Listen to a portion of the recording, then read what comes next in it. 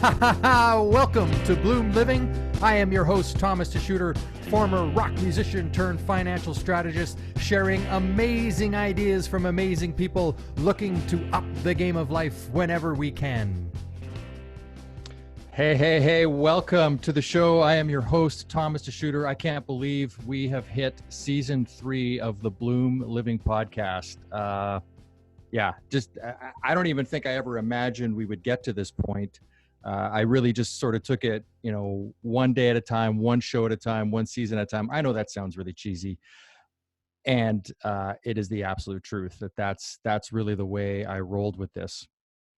Now, I have a great guest to kick off the season, Clifton Alexander. He'll be joining us shortly. And before we do that, before we jump into our guest, let's just talk about what season 3 is going to be about. It is the Bloom Living podcast. We've always featured amazing people with amazing ideas, and that is going to continue. But this year in particular, I said, but darn, and this year in particular, we are going to be focusing on money. And I've stayed away from a real deep conversation on money the first 2 seasons because that's what I do on a day-to-day basis. That's my living, my bread and butter, so to speak. And I deal with a lot of finances for families, households, business owners. And so I kind of looked at the podcast as something to be outside of that, to be more on the creative element for me. And it just became really clear to Leslie and I that it was time to bring up the conversation around money, to really start owning that space and letting people know that this is something that I have a really great handle on, and it's something that I can work with people on. And so, with that in mind, I just finished reading this really great book, Your Money or Your Life, written about 1992. I think Vicki Robbins is the main author on it. And here's what came up for me is there was a couple things. One is I had written a book a few years ago, just a short little book called Bloom, Your Money, Your Life. So I was very curious when I came across this book that was Your Money or Your Life, that our titles were somewhat similar. And also some of the steps that they talk about in there are some of the steps that I outlined in Bloom Your Money, Your Life. So that was kind of interesting to me as well, that I had somehow stumbled upon things that were already out there in the consciousness around money. And one of the things that really came up for me in this book was something that I've kind of focused on. As you know, I have 5 principles of money that I love to talk about. They are, principle number 1, know what is so. Principle number 2, money mirrors you. Number 3, focus fuels finance. Number 4, cash flow is king. And number 5, you are your most valuable asset. And those are 5 principles that I've come to enjoy living my life by. And what caught me about Your Money or Your Life is that one of the steps I talk about in Know What Is So is to get clear on where you are, to get clear on your finances exactly as they stand today. And from there, that could be the basis in which you build going forward. It's kind of like going on a vacation. As much as I would love to do this, is just show up at the airport and just say, all right, where do we want to go? And then take the next flight kind of out of there and figure it all out. That would be fun. Typically, when you go on a vacation or you plan a trip, you plan the trip. You have it all set out. You know exactly where you're going to be going, where you're going to be staying. There might be some loose ends in there, but mostly you've got it figured out exactly as it's going to go. Well, they talk about this as well in Your Money or Your Life, is knowing what is so, is getting very clear. And I love that they took it even a little bit deeper in that one of the things to do is to look at all of the money that you've made up until this point of your life. To really do the work and figure out how much money have I actually brought in to my personal economy, and then assess your balance sheet, then assess how many assets do I actually own. And it's not a right or wrong thing. It's not good or bad. It's not to, condemn yourself or punish yourself or anything. It's to really just get clear on how your relationship with money has been. And so one of the things that I took on with this was a question: describe your relationship with money in 5 words or less. And so here's what I've come up with where I am today with money in my life. Here's my 5 words or less: respectful, loving, kind, and attentive. So respectful, loving, kind, and attentive. Now, why am I that way with money? Well, I'm respectful because I've learned that without money, without a constant flow of money in and out of my life, things get very tough, especially in the world of running a business or raising a family or eating. Back in the day when I was a musician, traveling, living on $5 a day was a real challenge. And that's what we had. We had a very limited supply of money back then, almost a scarcity, you could say. So I've learned to become respectful of money and the purpose it holds in my life. Loving. Why loving? Well, you know what? I don't worship money, but I do love it. I love having money in the bank. I love knowing that I can afford to do the things I want to do when I want to do them. I'm not fully there yet where I can just do whatever, whenever, but that is a goal for me, is to get to that point. And so in order to embrace that, I want to love the experience of having the money, of spending the money, of enjoying the money, of investing the money. I want to bring love into all of those things, of sharing the money, of giving the money away to organizations that I believe in. All of that stuff can be done from a place of love. And when it is, it certainly feels a lot better. Kind. I'm kind to my money. One of the things that I just came across was the idea of leaving loose change laying around like it's junk. And so, you know what? I actually have some containers of loose change that is just kind of stuffed away somewhere. That ends now. That is going to be cleaned up. That money is going to be treated with kindness. Those coins are going to be taken into the bank and put into an investment account or spent on something I enjoy. But I'm gonna up my level of kindness on how I treat money, including, whether I put dollars in my wallet or how I put them in my pocket, or do I just throw them in the corner somewhere? I want to learn a new level of kindness for how I treat money. And attentive. One of the things I learned in the reshuffling of my business organizations was that I was not attentive to the finances of the company. And that's why I started on the road of profit first. That's why I became a profit first professional. That's why I do cash flow planning.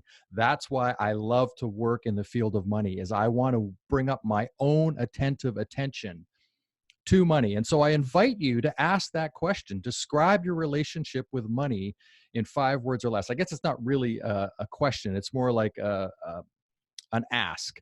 Describe your relationship with money in 5 words or less. And then when you do that, think about why those words. That's a noble thing to do in my book, is to do the work on that and to have an inside reflection on that and get very clear on, one of the things that I've brought into my own consciousness around money is the human action element, that everything I do when it comes to making money or bringing money into my life is time taken away from being with my family, or maybe doing something that I might enjoy more than doing that work. And so I've learned to become respectful of my time, and that if I'm going to be out there making money, I want to be enjoying what I'm doing. And I want to know, if I'm going to spend money, how much of my future human action I'm going to have to put in place in order to earn that money back. Or if it's debt, how much of my future life I'm committing to making money in order to pay back that debt. So just some food for thought. You can always reach out to us here at the Bloom Living Podcast.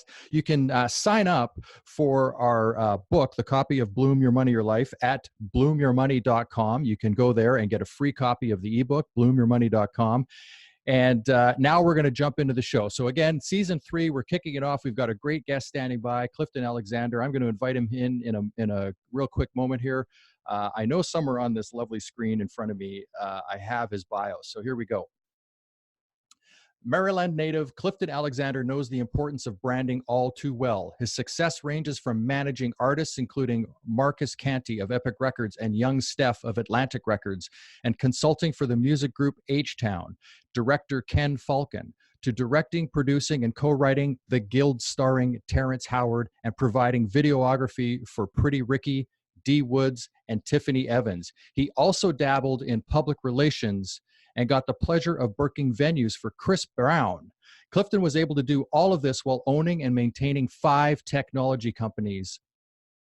including miser.com. With over 10,000 clients, he is dedicated to maximizing his client's brand in more than one entity, and he has the skill set to do that and beyond. He wants to help clients not only to build their brand, but ensure a constant flow of investments to follow. There aren't too many people of expertise out there that will be more invested in your brand, not more than Clifton Alexander. Clifton, welcome to the show. It's great to have you here. You're live now.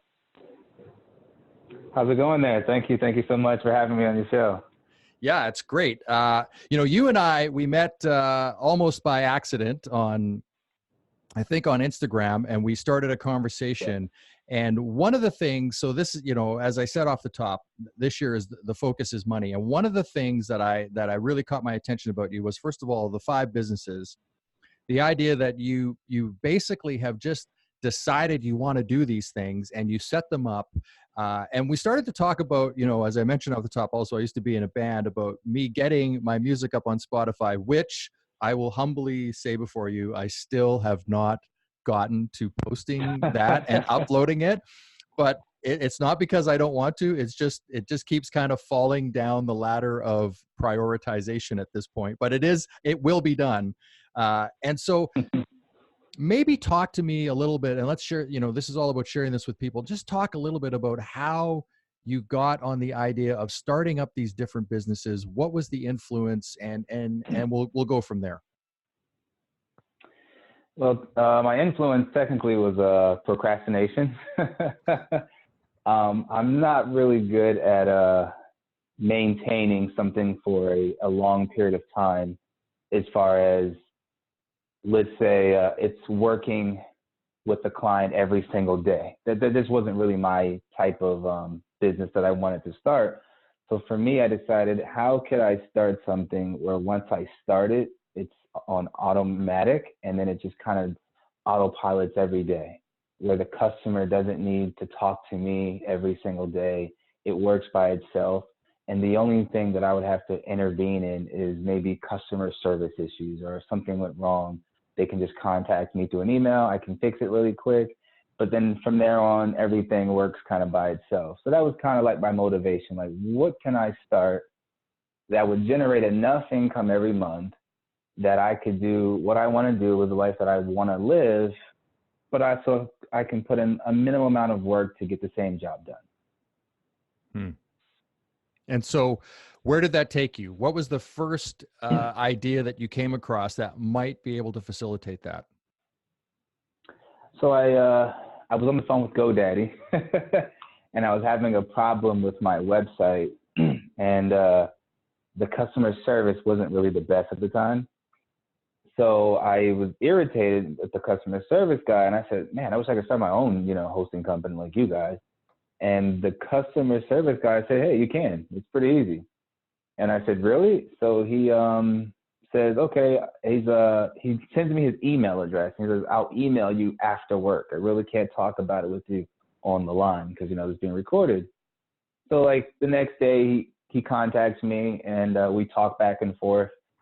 And within like 7 days, he shows me how to set up my own company similar to GoDaddy, where I can sell domain names and hosting, how to get my own servers, and so on and so on. So within 7 days, I had my first server set up. 7 days after that, I had like my first customer. So what I decided to do was I partnered up with a guy who had a lot of people in his network. He did network marketing, so he had a lot of, he had a big audience. And he decided to partner with me, and, everybody in his audience needed a website. So I said, all right, in exchange, I will do up to 200 free websites myself. I'll design them. They just have to sign up with my hosting company. So each person paid $10 a month, those 200 people. Within the first month, I was already making, basically around $2,000 a month. But my overhead was only $60 a month. That was it. So I was only paying $60 a month to rent the servers out. But I was already making $2,000 within the first, let's say, 35 days. And then from there, I decided to get more and more customers, more people referring people to me. I never once had to market that business at all. it was just referral after referral after referral. And then I ended up getting 500 people and so on and so on. And that's the first one that I started, you know, and then I was also having a problem with my distribution company. At the time was Ingrooves. They distribute music worldwide to, you know, a plethora of digital outlets such as Spotify, Tidal, and things like that. But they were taking this big chunk out of like how much money that was coming in from my royalties. So I said, okay, how can I start my own digital distribution company where I'm in control? I can upload artists' music and I can do what Ingrooves is doing. So I did the research, found a couple of people on Freelancer. You know, obviously you're going to get scammed a couple of times on some of those sites where people say they can do things that they can't. So you'll lose a little bit of money here or there. But ultimately I found the right person. It took about 2 months, a little longer than I expected, but he got it done. And I was able to contact all the distributors. So like iTunes, Apple, Spotify, get direct contracts with them, implement them into my system that I set up. So now people can go to my site, miser.com. They can upload, they can set up an account. It works automated. I don't have to do anything. I don't even know what happens. I just get a notification. Then they can upload their album artwork. They can put in their album content, upload their music. They can pay, or they can choose to get, you know, a percentage split where they don't have to pay anything and we just get like 9%. And once they hit distribute, it goes to those 200 outlets. And then, you know, your royalties come in, and then anytime you want, you can just hit withdraw and the money goes into your PayPal account. So that was like the second one I set up that was automated. So that way I didn't have to do any type of like hard work into it. It kind of all did its own thing. So yeah, for me, I focus on building companies that the person or I don't have to really focus on putting too much hard work into it. It will work automated, and you can generate as much money as, you know, as you wish. Wow. So I wanna just chunk down on this a little bit.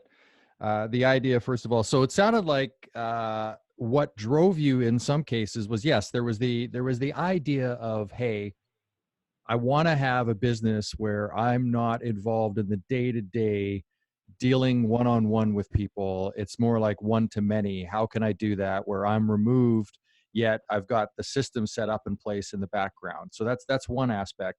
The other thing was control, that you were feeling like you didn't have control over a situation. And that really was, is it fair to say that that was really the, you know, the underlying driver for you, is to like, hey, I want to figure this out because I don't like the way this is going.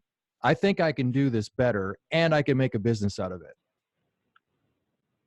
Correct. I would definitely say that, you know, like when you're working with other companies, they always say, oh, it's our policy, we do things this way, or our policy says we can't do things like this. And, you know, it's like, oh, we can't release the money to you until this day because our policy. And it was always some policy or some reason why they couldn't do something at some time. So I really wasn't, you know, into having people control my livelihood and telling me when and when I can't get something done.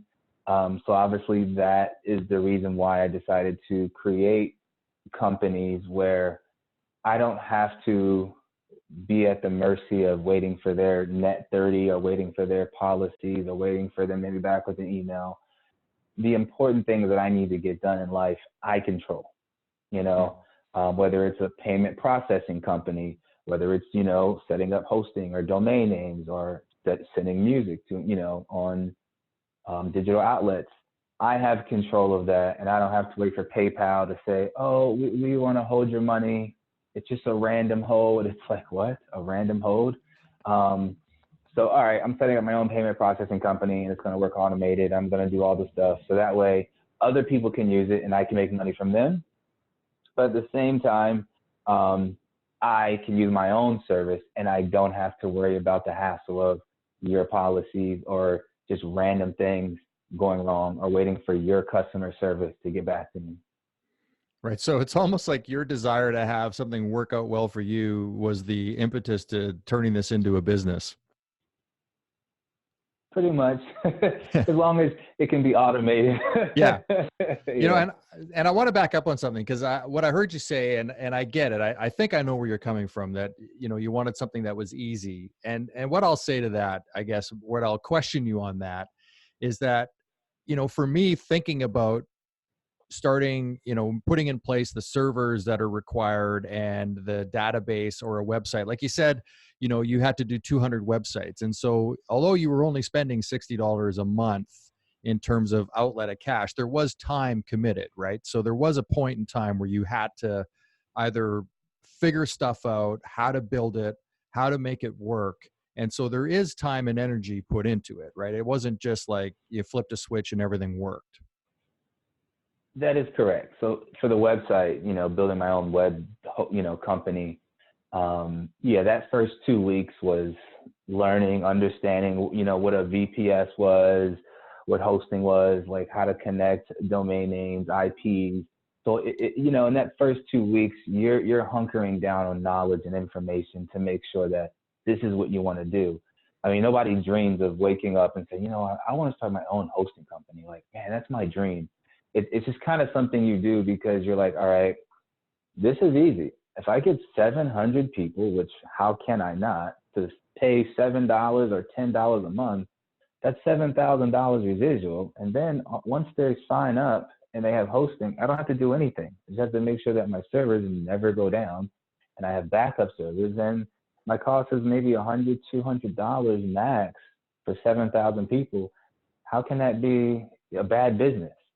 So obviously I read as many articles as I could. I shot holes in everything to make sure that, can this work? Am I being delusional? If it's this easy, how come everybody's not doing it, type theory.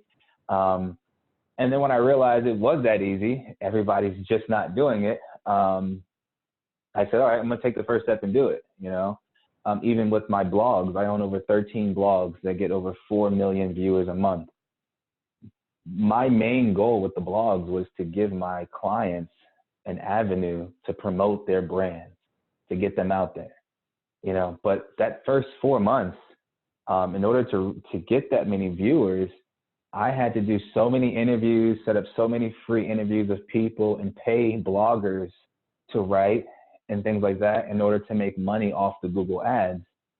Now that it's automated, I have a team of people who write blog posts, upload blog posts at least 3 times a week to all my different blogs. Now, and they also automatically share it on Facebook, Instagram, and Twitter. And, when people come to the blogs, they see those ads, those Google ads pay me. And then that money goes into a certain account where every month people get automatically paid for the services that they did. So I don't have to do anything. So just make sure that I have enough content on all those different outlets and everything works automatically. So there's days where, even weeks, where I don't even read any of the blogs that I own, but I know that they're making money because I can see them go into the account. There's days I don't even have to ever go to my hosting website, never check on it, but I know it's working fine. I don't have any customer service complaints. Even the same thing with my music company. All the companies I own, I make sure that every morning I get up and I just make sure that there's nothing that went wrong overnight. But other than that, I have a small team of people who make sure everything works. But it is a lot of work in the beginning. And I don't do anything where I can't make a profit in the first 30 days. And anything that's going to take me more than $2,000 to build. If it's more than $2,000 to build, it's not for me, at least now in my life. And if it's going to take me more than 30 to 60 days to make a profit, it's not for me either. Wow. So I want to just touch on some stuff here because, and I'm not sure whether you were listening when I laid out my 5 money principles off the top, because you've nailed a few of them bang on. So number 5, which really speaks the loudest to me here in this conversation, is you are your most valuable asset. Like, you have really embraced that without, knowing that I have that as a principle, but you've really embraced that, where you just take on the learning aspect, the decision making, and, put it on yourself that I am going to go do this. I'm going to figure it out. And I'm going to make it work. And inside of that, you have focus, which number 3 was focus fuels finance. So I love that you have principles. You have focus on that. If it's going to cost more than X, it's not for me. If it's not going to be profitable in X amount of days, it's not for me. Like, that is absolute focus and strategy on how you're doing something. Then inside of that is cash flow. So all of these businesses, I'm assuming, are cash flow positive. Correct. None of them I owe anything on. A lot of them I've gotten the money from the people before I even started it, and that money is what invested into that business. Like when I was younger, I was shooting music videos for different artists, and I wanted to compete with some of the major directors, and there was a camera out at the time called the Red, and it was a really expensive camera. It was like $30,000 just for the basic package. And the guy's like, "Yo, if we had this, we could do so many videos, get so much work." So I said, "All right." I remember reading this thing about the guy that got I think he ended up making the bread for McDonald's or something, but he didn't own the warehouse he said he owned, or had the facility he said he had. He had mock-ups of it and said he had it. And when he got the money, he then created it. So I reached out to a lot of different artists and said, "Hey, I got this camera. It's a really great camera. It shoots videos like this." And I sent them a reel of the quality of work that was on the website of the camera set. I said, "This is the quality you'll get, shooting with us." And I said, "But we have to shoot your video at the end of the month because we have a busy schedule." So I was like, "But, you have to send your deposits in now." So I got like 6, 7 people to pay me like $5,000, $3,000, $6,000 for these videos.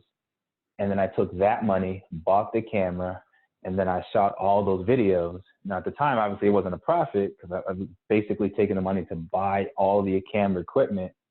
But then from that point on, I was able to then shoot more videos. It was with a lot of different major artists because I had the camera at the time. That was a big deal.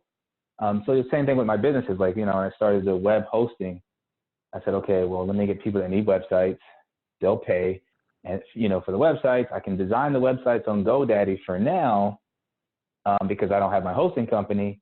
But then once I get their money, I'll spend that money into building my own hosting company. And then I'll transfer over their domain names and their hosting to my company.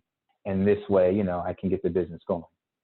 So it's a lot of math, making sure it can all make sense because you don't want anything to fall apart and ruin your reputation. But ultimately, like, nothing I do financially puts me into the negative. I make sure that it's always in the positive. Wow, you're like, this is the ultimate in bootstrapping, correct? Yes, definitely. Definitely. For sure. That's awesome. So what else? So we've talked about 3 business. Do you have a payment processing business as well, and one other that we haven't discussed? So yes, so the payment processing is in the works. I started, gradually. I only have about 10 people using it right now. I'm just in I don't like to say beta stage because I never really do beta. When I go out, I go all out. So when I launch, it's launching. I'm just in the stage where when you're starting a business, a lot of times you don't really feel confident that you can compete with, a Stripe or a PayPal. Like when I started my web hosting company, the main reason I didn't market because I wasn't confident in my ability of customer service at the time. I said, am I sure this is, so I started slow. I just gradually got people. I didn't market. I kind of just word of mouth, referrals and things like that. So when it comes to the payment processing, I just want to make sure that as I'm building it, everything works, nothing goes wrong, because you're going to run into a lot of glitches and problems when it comes to building any company. Like when I built, my blogs, I ran into a problem with Google and their payouts when it came to ads, and then suspending my account for 30 days because some of my blogs had the same content. So they were like, oh, you can't do that, you know? So it's like, okay, I learned something, you know, but I'm glad I didn't like full on hire a whole bunch of people and say, you're going to get paid on this day, because that would have been a glitch, you know? When it came to the hosting, there was times where I was updating my website and then, you know, I forgot to click a button and transfer this over. Next thing you know, my hosting website, my client sites are perfectly fine, but they can't get to my actual site, you know? So I'm like, okay, what's going on? So you figure a lot of things out in the beginning stages, and every major company has problems. Like PayPal's hacked every once in a while. GoDaddy gets hacked every once in a while. A2 Hosting just had a major hack in their servers where many customers lost their websites. So you're going to have things happen in any business. You just have to prepare for it. But as far as the payment processing company, I'm just starting it, getting the feel of it, because with Stripe, I hated that when you wanted to withdraw money, it took like 2 days to withdraw. And sometimes at PayPal, when you start, they make you wait like 15 days or 20 days to be able to start withdrawing money right away. So I hated that. And I realized a lot of other people hated that same thing too. So I wanted to create a process where when you get paid today, you can send it to your account today, sort of like Cash App, where you can get paid instantly into your bank account, or Venmo, you know, with these sites, you can get paid instantly. Even Uber, if you drive today and drive right now, Uber, after you complete the ride, that money can go straight to your bank account instantly, so you can use that cash. But with some of these major payment processing companies, I have to wait a day for it to clear, and then after it clears, I have to then wait another day for it to my bank account. And don't let it be a weekend, because you're not getting paid at all Friday, Saturday, or Sunday when it comes to Stripe. Now you got to wait till Monday. So if you needed any money in that 3 days, if something happened over the weekend where you're like, okay, I really need some cash, a client just paid me $400, I really need it right now, you're not seeing that until Monday. And then don't let Monday be a holiday, because then you're not seeing it until Tuesday. So that really annoyed me about the payment processing system. But so let me build something and create something where people don't have to worry about that, and I can eliminate that not only for myself, but for other people as well. That's awesome. Again, I just love it. It's like, I don't like this. I don't like the way this works. So I'm going to build something that works for me. Pretty much. Pretty much. Yeah. So, I mean, those are so the Miser is one. That's the digital distribution. I also have another digital distribution similar to that called repeat.com. It's the number 3, Pete.com. Then I have obviously Wired Monster, which is my web hosting company. You know, and then when it comes to some of the other companies, I have a consulting firm called Brits Marketing. And then I also have my, I guess it's called Mobile Startup, but basically it's just for all of my blogs. It's my media company. It's where I have 13 different blogs. That's women empowerment blogs, health blogs, gossip blogs. And all these blogs are for one source only, and that is to basically create content and exposure for, you know, entrepreneurs, entertainers, just different things that are happening in the industry. But ultimately, I make 90% of my money from those blogs, from ads, Google ads or other ad companies or sponsors that I'll connect with, because those blogs reach about 4 million monthly users combined between all of them. So let's say I have a new client who has a new product coming out. Let's say she's coming out with a new hairline. Well, I have these 13 blogs that I can talk about her on. And now when you Google her name, and you Google her company, you have these 13 different articles or sites about her, and they have different type of genres and different type of, you know, topics, but she's on all 13. So it's like, wow, it builds the brand. It gives her much more credibility when other people want to work with her and they're going to Google her. They're like, okay, I've seen this one on 13 different sites. All of them are talking great about her. She seems creditable to work with. So a lot of people pay me just for getting them exposure and building their brand. And then with my company, Brits Marketing, that's when I go in and I do the mass marketing. That's when I use the Google ads, the Facebook ads, the Instagram ads to build a bigger brand, which obviously builds more credibility, which then also brings in more money. Yeah, like if I saw it on the internet, it must be true, right? Exactly. So, hey, I want to go back to something you said. I want to chunk down a little on this because, you know, as I said off the top, the BloomLiving podcast was really founded on the idea of amazing ideas from amazing people. And it was really, the idea was like, what can somebody take away from this that they can implement for themselves? That, you know, somebody can learn something and start on a new path somewhere. And so one of the things you talked about was confidence.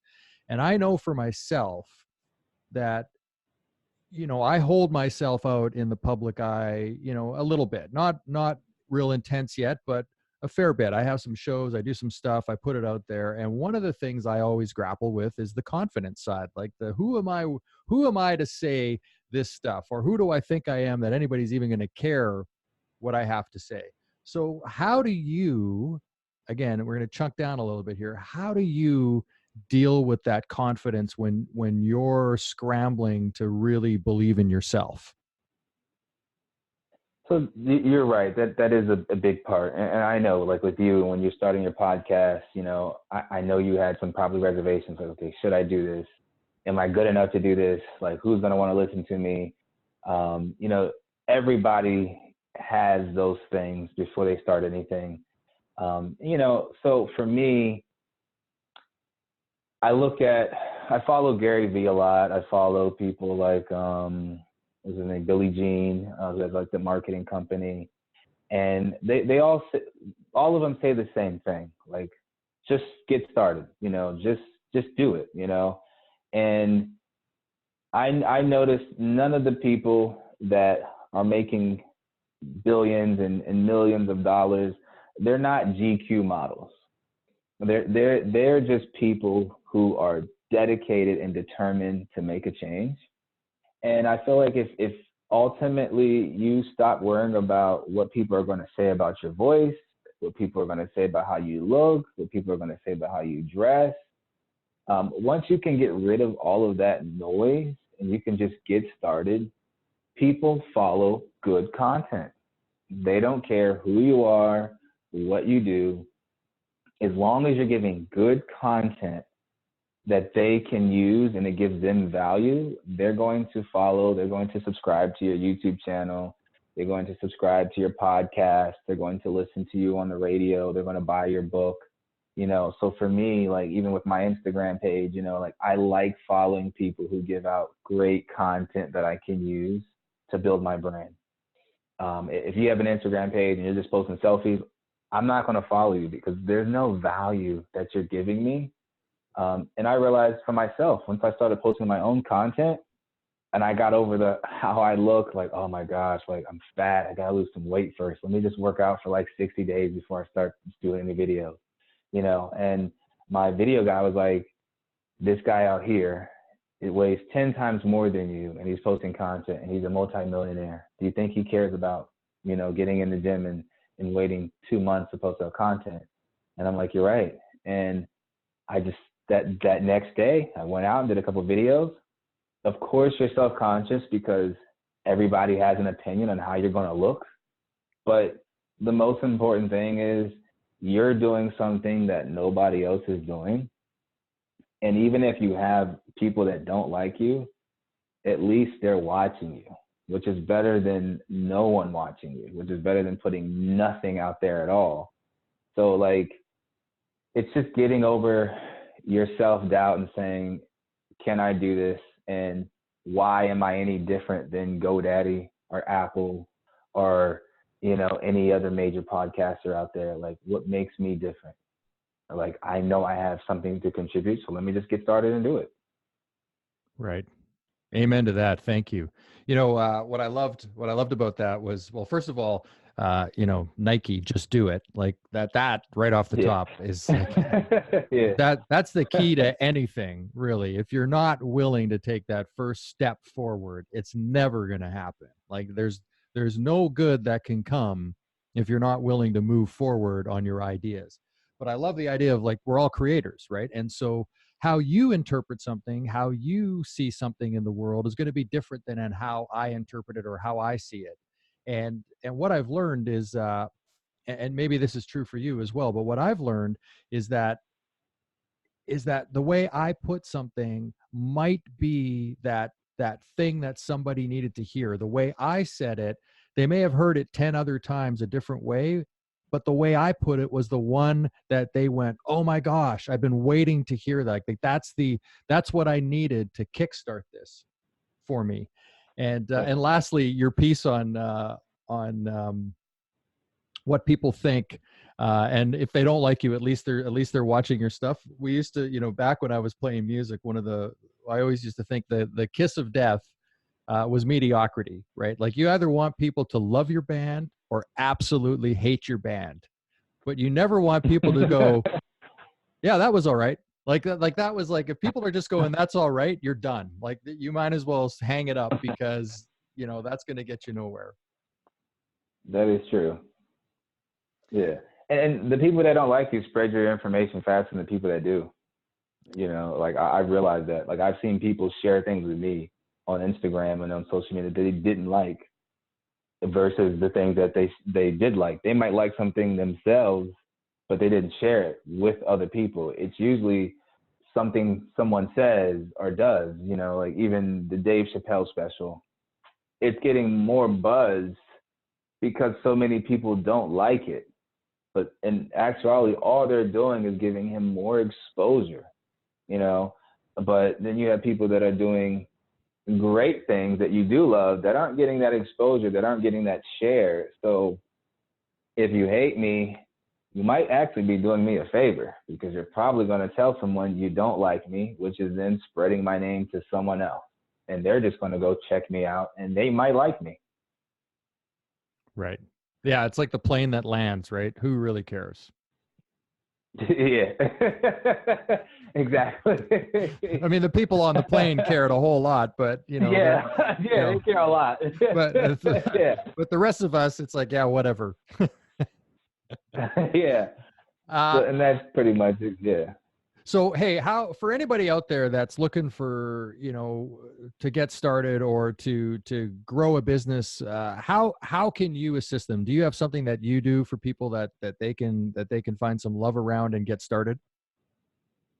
Yeah. So, I have a couple different companies you can go to. You can actually go to CliftonAlexander.com. And on that site, I have pretty much a list of things that I can do for you, whether it's building your brand, whether it's helping you do marketing, building your social media, designing a website, or just general consulting on business alone. Or you can go to Brits Marketing, BRITS marketing.com. And you can also reach me from there, where I also provide a lot of those same services. But ultimately, if I had to give a tip to, an audience on the first thing to do when building a brand, I would say don't focus so much on the brand name itself. Like, focus on what you want to give value to, because that's more important. And make sure that whatever value you give, it's easy for your consumers to get. If you go to Instagram and you click on an ad, it's not taking you to the homepage of Nike.com. Nike is taking you to that exact product where you can check out with that product in 3 steps. The McDonald's rule. I come to the intercom, I say what I want, I get to the next window, I pay, the next window I get my food, and I'm gone. So like everything you do in building your brand, if it's not 3 to 4 easy steps, no matter what industry you're in, you're going to lose customers, because in this digital age, we have a very short attention span. A lot of people, when they look on YouTube and they want to watch a video, it says like 20 minutes, I'm not even looking at it. If it says like 5, 6, okay, I'll watch it, because I know that I have that time to give. So the most important thing is just make sure your business gives value, and it gives value in an easy step. It shouldn't be, like I said, more than 3 to 4 steps. Yeah, totally. There's nothing more frustrating than when you want something and you go to a site or you get taken to a particular page and they're actually not they're not making it easy for you to cash out. Yeah, that's the thing. And since I've designed so many websites for my web hosting company, I see what sites make money and which ones don't, and which ones get the bounce rate, and which ones people stay on longer. And I realize sites that have the least amount of information actually do make the most revenue. You look at Uber or Zelle, their sites are very simple. This is what we do. This is how you get started. Click here. You sign up. You're on to the next. And pretty much every major company right now that is doing ads, same thing. Learn more, shop now, buy now. You click it, it takes you to that one page, that landing page. It says, put your information in. This is how you get started. And then you're registered. And the next thing you know, you're picking your car, or you're picking the clothing you want, or you're picking the credit card you want, and you're done. Right. They're not trying to give you so much information about credit history and why credit is great for you. And it's like, we don't care about all the information. All you're doing is giving me too much information, and then you're bombarding me with too much thought, and you're not making the process simple for me. Yeah, great. And I love what you said. So, don't focus on your brand, focus on your intention. Like, what is it you're actually trying to achieve with this? What is the end game? Is that what you're talking about when you say that? Exactly. Because a lot of people try to focus on, I want the colors to look like this, and I want the name to be like this, but you're not giving great value. It's like, yeah, your business looks amazing. The colors look amazing, and your website is awesome. But what real value are you giving to your consumers that they can walk away with? And even if you need them to believe that your digital value is actually a tangible value that they can hold. Once they believe whatever you have is tangible, and they can see the value in it, they're going to want to come back. It's going to build credibility, and it's going to build trust. But, a lot of times it's like a relationship. You can't just be a great person the first 5 days and think that, all right, that's going to work great. It's got to be, what have you done for me lately? It's an everyday thing. So the same thing with business. Even after you sign up my hosting company, I find out what type of company you are, and I will send you emails about how to build your brand in that industry. That's more value.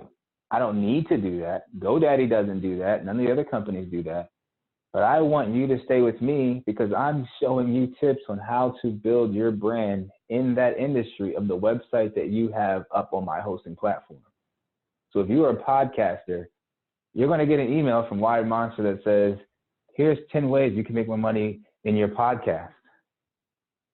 Because I want to give you more value, because to me, I need you to stay with me longer. In hosting, it's a high churn rate because, people go out of business every day. And once they go out of business, they no longer need their website. So how can I make sure that you keep your website with me for 2, 3, 4 years? So my focus is keeping you in business, because by keeping you in business, it keeps me in business. Well said. I've always believed that in sales, that the focus as a salesperson is to understand first and foremost that people are absolutely narcissistic. They want to know what they're going to get from it. Like that's what matters. That's like, true. How are you going to solve my problem? How are you going to make my life better? How is this thing that I'm going to spend money on going to make the difference to me? I don't really care about you. That's ultimately the game of sales. That is true. Unfortunately. Well, I don't, yeah. It's very rare that I buy a product. I will gladly donate money to a cause that I'm passionate about. That's one thing. But when it comes to buying a product and bringing it into my house, it's usually based on what is this going to do for me, right? It's not like, hey, I like this guy. Exactly. I really like him. I hope he can stay in business. I hate what he has, but here's $10. Like, it's just, That is very true. Yeah, that is very true. It's like, man, I really hate this vase, but the guy was a really nice guy. Yeah. Anyhow, so CliftonAlexander.com is the place to reach out to you. And anything else we need to know before we sign off? Yeah, just if you're on the fence about starting a business or doing something, don't be anymore. Just get started. Just take the first step. It's going to give you that mental momentum to keep going, and that's the most I can say. That's awesome. I am on board with that. Well, Clifton Alexander, I love actually saying Clifton Alexander is in the house. I like that. I need to hire you. I was actually sharing with Leslie before the show today. And it's too bad I got the idea this morning, but I was thinking, I had listened to an Oprah soulful podcast, Soul Talks or whatever her show is called. I forget. And I had this idea of like, sometimes that's how Oprah introduces guests. Right. And so this morning, yes, Leslie and I were sitting at the breakfast table and I said, I want to have more fun with the show. And I think like one of the things would be to channel Oprah, like, especially with today's guest, because to introduce you as Clifton Alexander, it's just like, it's fun. Like, it's the most fun way to say your name. I do agree. Now, if you want to give out cars like Oprah, let me know. I'll come on the show anytime. So. That's awesome. Well, hey, my friend, thank you so much for joining us today on the BloomLiving podcast. You are kicking off season 3 with me. I really appreciate it. And thanks for sharing your I appreciate it. Yeah, thank you for sharing your money tips, because this season is all about money and people cashing in and figuring out their energy and what they're putting out there and what they're getting back in terms of value and money and life experience. Like, that stuff to me is super, super important, especially as I get older and I see my kids get older, etc. So thank you for your time. We'll connect. And you've been listening to the BloomLiving podcast. I'm your host, Thomas DeSchutter, and we will see you next week. You've been listening to the BloomLiving podcast. I'm your host, Thomas DeSchutter. And you can follow this show by following me on Instagram, Facebook, YouTube, and Twitter. If you haven't yet, go to Apple Podcasts and subscribe, rate, and review this show. Next week, when you're laying around, kicking around, looking for something really fun to do, well, you can join me for another BloomLiving conversation. Thanks so much for listening. I don't want to get all soft and mushy. I don't want to turn your stomach fast. I don't want to get all mired in tight cinnamon. But I think I found me a pocket here. There's pipe bombs floating on my television. My mailbox of bankers.